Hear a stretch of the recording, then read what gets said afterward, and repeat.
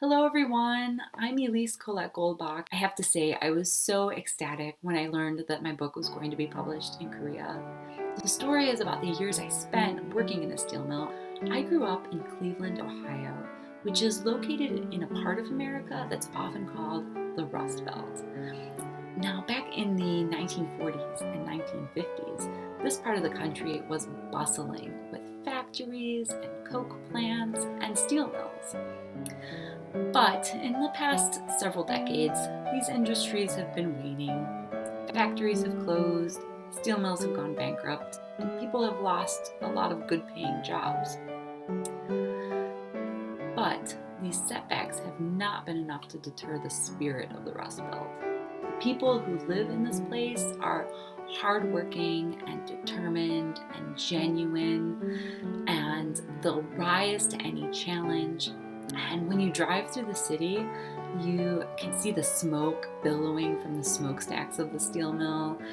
The mill in Cleveland has been in operation for more than 100 years, and there are legends about things that happened there long ago. Now, I have lived in the shadow of the steel mill my entire life, but nothing could have prepared me for what I experienced once I was inside. There were huge cranes that were always rumbling past. There were these big vats of red hot molten metal that would sail through the air. There were huge machines that could just rip your body apart without a hiccup. And in the midst of all that chaos, there were these hardened, grizzly steelworkers wearing yellow hard hats. I learned how to stir a pot of molten zinc. I learned how to drive forklifts, and I became immersed in the expansive world of steelmaking. Working in the steel mill is a difficult job. It's hot, it's loud, it's grimy. The hours are long and tiring.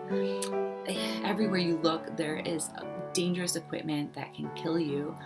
And I wouldn't have gotten through it without the help of my fellow steelworkers. We all came from different backgrounds and different political traditions, but we came together under the roof of the mill and made a family. These people taught me lessons about life, lessons about myself, and lessons about America. And my experience of the steel mill wouldn't have been the same without them. And really, deep down, I am so excited and grateful that you have found an interest in the steel mill and its people and its story. I really, really hope that my story of the steel mill can give you the same type of enlightenment and inspiration that the steel mill gave to me.